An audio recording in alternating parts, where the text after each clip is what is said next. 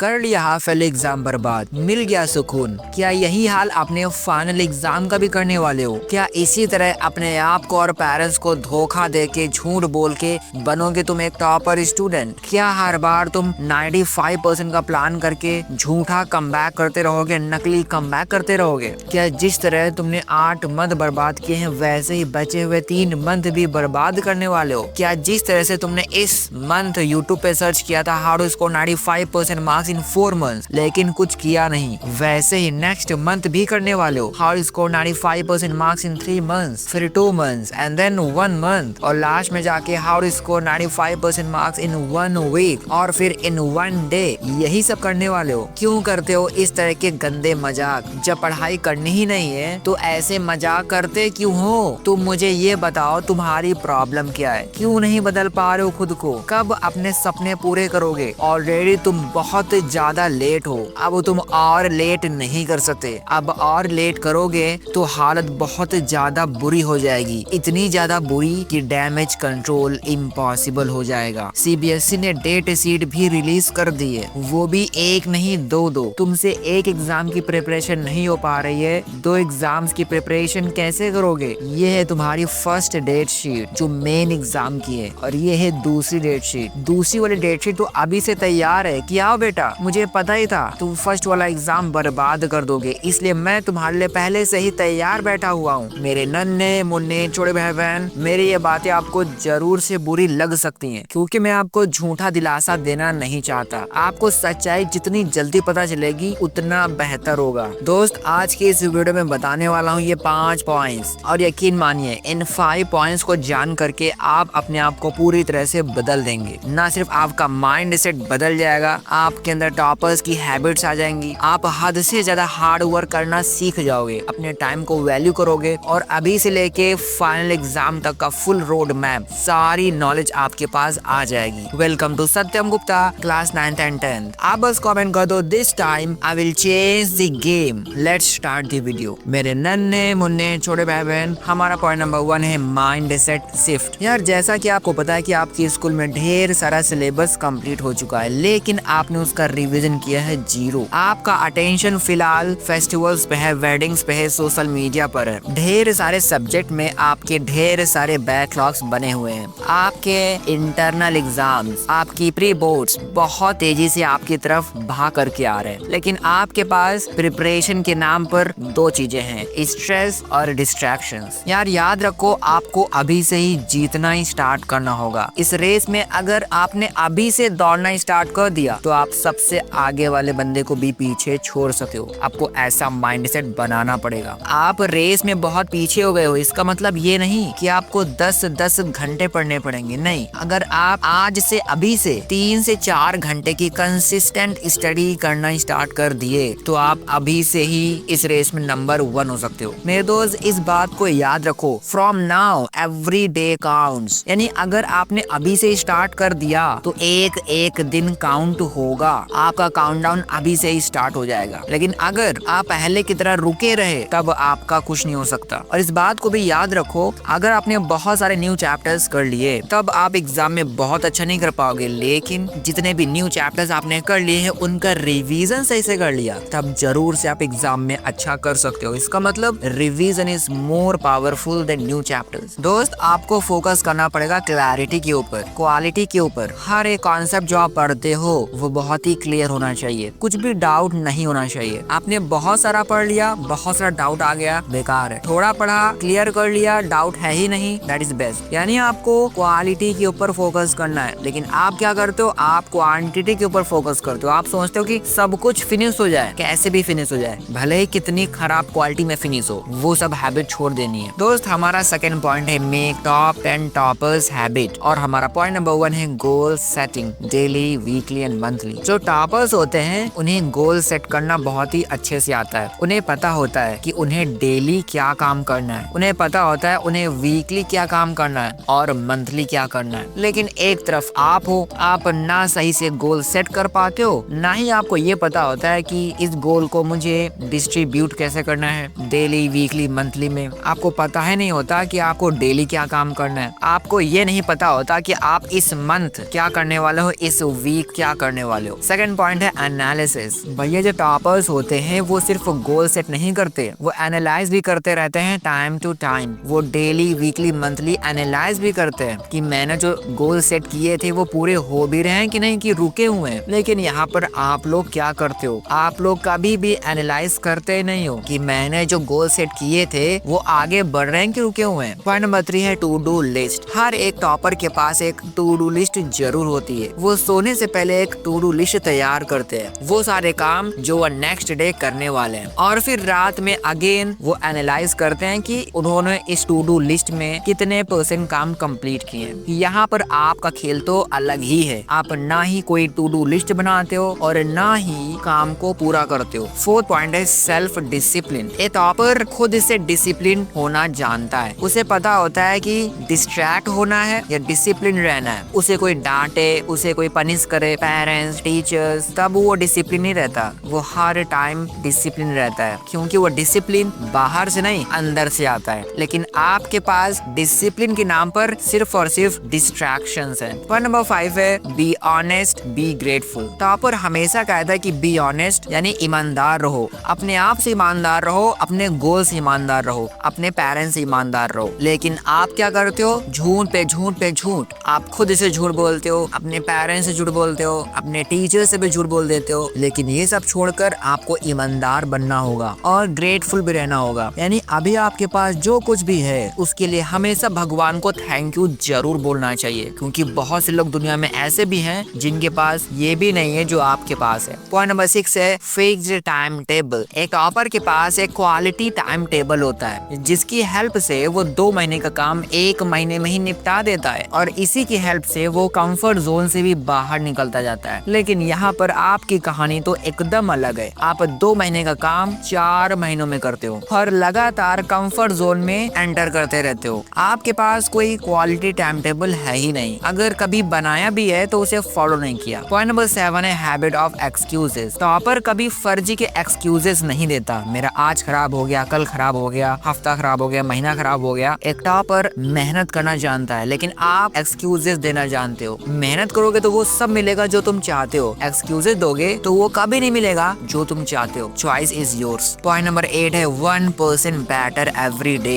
अगर टॉपर आज 1 घंटा पढ़ता है तो कल 1 घंटा 10 मिनट पढ़ेगा। अगर टॉपर कोई क्वेश्चन आज 10 मिनट में कर रहा है तो कल वो 8 मिनट में कर रहा होगा। यानी 1% बेटर होता जाता है, 1% से अपनी स्पीड बढ़ाता जाता है, अपनी एक्यूरेसी बढ़ाता जाता है। लेकिन आप क्या करते हो, आप हर दिन 1% से नीचे आते रहते हो। आज आप कोई क्वेश्चन कर रहे हो, कल वो क्वेश्चन आप भूल ही जाओ, कर भी लो तो लेट करो। 1% से आप ऊपर की बजाय नीचे जा रहे हो। पॉइंट नंबर 9 है 80-20 रूल। जो टॉपर होते हैं वो 80% टाइम स्टडीज में लगाते हैं और 20% टाइम इंजॉयमेंट में लगाते हैं। लेकिन यहाँ पर आपकी हैबिट तो बहुत ही अलग है, जस्ट अपोजिट। आप 80% टाइम इंजॉयमेंट करते हो और 20% टाइम ही स्टडीज पे लगाते हो। पॉइंट नंबर 10 है एंजॉय द वर्क। एक टॉपर स्टूडेंट अपने काम को एंजॉय करना जानता है, इसीलिए उसको अलग से ज्यादा एंजॉयमेंट की नीड होती ही नहीं है। लेकिन आप अपने काम को इतना बोरियत वाला बना लेते हो, आपको लगता है कि आप जो काम कर रहे हो वो बहुत ही घटिया काम है, लेकिन ऐसा नहीं है। आप उस काम में एंजॉय करना सीखो। आप अपने काम को एंजॉय करना सीख जाओगे तो आप ऑटोमेटिक उस काम में बहुत ही बेटर हो जाओगे। ये टॉप 10 टॉपर्स की हैबिट थी।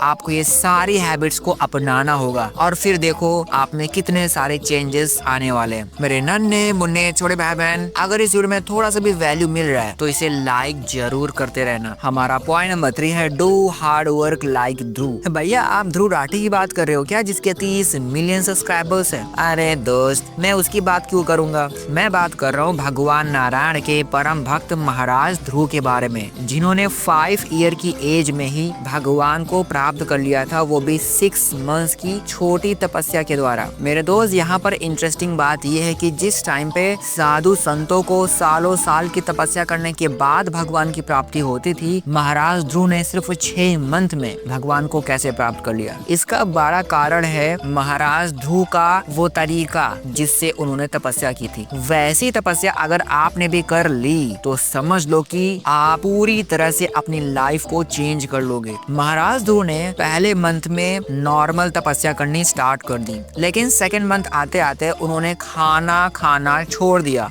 बिना खाए पिए वो तपस्या करने लगे। थर्ड मंथ से उन्होंने पानी पीना भी छोड़ दिया और धीरे धीरे हर मंथ में कुछ न कुछ छोड़ते गए और हर मंथ अपनी स्पीड धीरे धीरे बढ़ाते चले गए और उनकी तपस्या की क्वालिटी इतनी ज्यादा बढ़ चुकी थी कि इस 6 महीने के अंदर भगवान को भी आना पड़ा। मेरे दोस्त, समझने की बात यहाँ पर ये है कि अगर 6 महीने में महाराज ध्रुव भगवान को पा सकते हैं तो आप तो बस छोटी सी सक्सेस चाहते हो। आपको 6 मंथ्स की मेहनत में ये छोटी सी सक्सेस क्यों नहीं मिलेगी? आपको उससे भी बड़ी बड़ी चीजें मिल सकती हैं। बस आपको महाराज ध्रुव की तरह तपस्या करना आना चाहिए। आपको हर मंथ अपनी स्पीड को इंक्रीज करना होगा, अपनी एक्यूरेसी को बढ़ाना होगा। 6 महीने बाद भगवान खुद आपके पास आएंगे और आपको सक्सेस दे करके जाएंगे। सक्सेस भले ही वो सामने से आकर दें, लेकिन ट्राई आपको ही करना पड़ेगा, कोशिश आपको ही करनी पड़ेगी, प्रयास आपको ही करना पड़ेगा। मेरे दोस्त, 4th पॉइंट है how to value your time.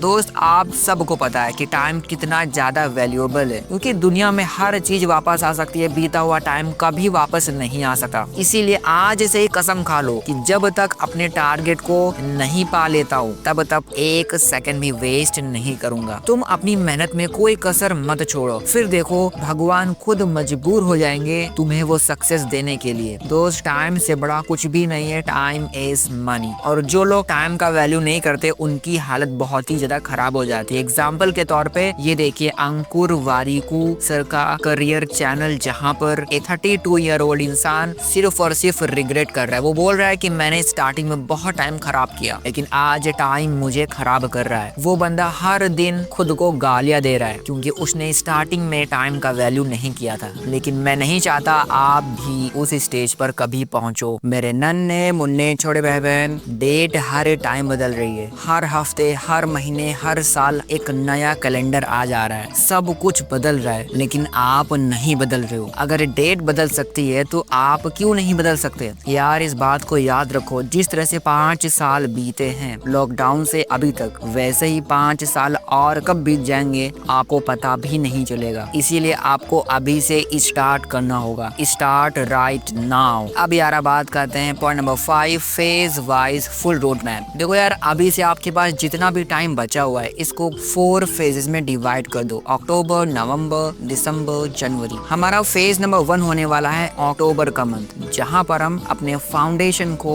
Strong करने वाले हैं। आपके पास जो भी पेंडिंग चैप्टर्स हैं जो स्कूल में तो हो गए हैं लेकिन आपने सही से नहीं किए, उन सब को 31 अक्टूबर तक फिनिश कर लेना है। और आज से स्टार्ट करना होगा डेली रिवीजन। आपने जो भी प्रीवियस टॉपिक्स कर रखे हैं, आपको एक मिस्टेक नोटबुक बनानी होगी जहाँ पर आप वो सारा कुछ लिख सकते हो जो आप बार बार भूलते हो और मिस्टेक करते हो। और यार इस बात को याद रखो, 5 से 10 क्वेश्चन हर रोज आपको लगाने from old chapters. Phase number 2 होने वाला है नवंबर का और ये होने वाला है फर्स्ट रिवीजन मंथ। यहाँ पर हम अपने कॉन्सेप्ट को स्ट्रॉन्ग ही नहीं करेंगे बल्कि राइटिंग प्रैक्टिस भी धीरे धीरे स्टार्ट कर देंगे। फर्स्ट पॉइंट है स्टार्ट राइटिंग 1 आंसर डेली पर सब्जेक्ट। यार स्पेशली साइंस और एसएसटी में आपको राइटिंग प्रैक्टिस जरूर से करनी चाहिए। अगर आज से आप एक आंसर की प्रैक्टिस करना स्टार्ट करोगे तो ढेर सारे क्वेश्चन हो जाएंगे आपके पास एग्जाम के पहले और वो आपको बहुत हेल्प करने वाले हैं। और नवंबर मंथ से आपको छोटे छोटे मिनी टेस्ट हर संडे को देने स्टार्ट करने होंगे। और आपके पास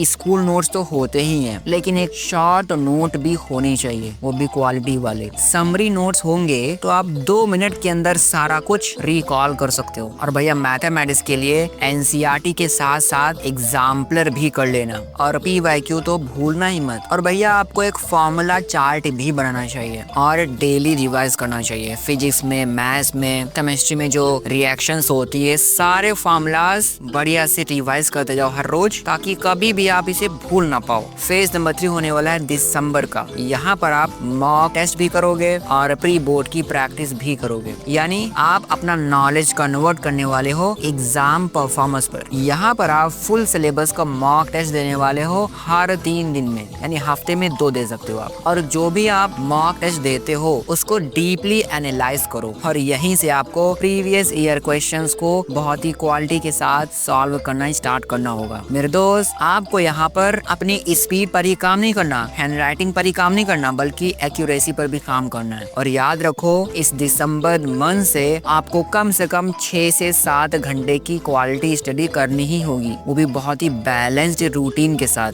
ऐसा ना हो कि कभी तो 1 घंटा, कभी तो 7 घंटा, कभी तो 0। नो, दिसंबर से हर रोज 6 से 7 घंटे का क्वालिटी स्टडी होना ही चाहिए, क्योंकि तब तक आपके एग्जाम्स बहुत पास आ चुके होंगे। मेरे नन्हे मुन्ने छोटे भाई बहन, अब बात करते हैं फेज नंबर 4 की, जो कि जनवरी और थोड़ा सा फरवरी का होने वाला है, और ये हमारा फाइनल गियर मंथ होने वाला है। मेरे दोस्त, यहाँ पर पॉइंट नंबर 1 है 100% focus on revision notes plus PYQ। यानी कि दोस्त, हमने साल भर अभी तक जो भी किया है, जो भी शॉर्ट नोट्स बनाए हैं, लॉन्ग नोट्स बनाए हैं, कोचिंग नोट्स बनाए हैं, उन सारे ही नोट्स का बढ़िया क्वालिटी रिवीजन हमें करना है। हमें एक फ्लैश बैक चाहिए जो ये बताए कि हमने साल भर आखिरकार किया क्या है। हमें PYQ पर भी बहुत ज्यादा ध्यान देना पड़ेगा। प्रीवियस ईयर क्वेश्चन, यानी कि हर साल आपके स्टेट बोर्ड में, CBSE बोर्ड में क्या क्या क्वेश्चंस आते हैं, उन सभी का रिवीजन, उन सभी का प्रैक्टिस। सेकंड पॉइंट है, हमें एग्जाम टाइम टेबल के पैटर्न में ही स्टडी करनी होगी, और हमें time to time real board की तरह भी पढ़ाई करनी होगी। यानी कि 3 घंटे का टाइमर आपने लगा दिया और आपने पढ़ाई करनी स्टार्ट कर दी, बिल्कुल रियल बोर्ड की तरह। आपको इस 3 घंटे में हिलना तक नहीं है, बिल्कुल वैसे ही जैसे आप रियल एग्जाम में करने वाले हो। इससे आपकी बॉडी, आपका माइंड एग्जाम के लिए पूरी तरह से तैयार हो जाएगा। थर्ड पॉइंट है, आपको सिर्फ और सिर्फ 15 से 20 मिनट का ब्रेक लेना है, वो भी हर 2 घंटे में। ऐसा ना हो हर घंटे आपने 20 मिनट का ब्रेक ले रहे हो, नहीं। जनवरी और फरवरी में आपको अपनी सिटिंग हैबिट बहुत ही सही करनी होगी, यानी कि यार 2-2 घंटे आपको बैठने की आदत डालनी होगी। नेक्स्ट पॉइंट ये है कि हमें इस फाइनल फेज में न्यू टॉपिक्स को बिल्कुल भी नहीं छूना। हमें ओल्ड टॉपिक्स को ही इतना अच्छे से पॉलिश कर लेना है कि जब भी एग्जाम में आता है हमें उसके लिए फुल मार्क्स मिल पाए। और इस बात को याद रखो, बहुत सारे बच्चे ऐसे होते हैं, उन्हें आता तो सब कुछ है, लेकिन उसके लिए वो 4 घंटे का टाइम मांगते हैं। लेकिन एग्जाम वाले कहते हैं कि भैया हम तो सिर्फ 3 घंटे ही देंगे, लेना हो तो लो, नहीं तो बाय बाय। अगर आप राइटिंग की प्रैक्टिस सही से कर लोगे तो टाइम लिमिट के अंदर आप सब कुछ लिखना सीख जाओगे। आपने साल भर जो कुछ भी लिखा है अपने दिमाग के अंदर, उसे आपको रिफ्लेक्ट करना है अपनी एग्जाम कॉपी के अंदर, और ये 3 घंटे ही आपके पूरे साल को डिसाइड करने वाले हैं। इसलिए राइटिंग प्रैक्टिस ऐसी हो कि आपका माइंड, आपका हैंड रेडी रहे 3 घंटे में पूरे साल का नॉलेज एक साथ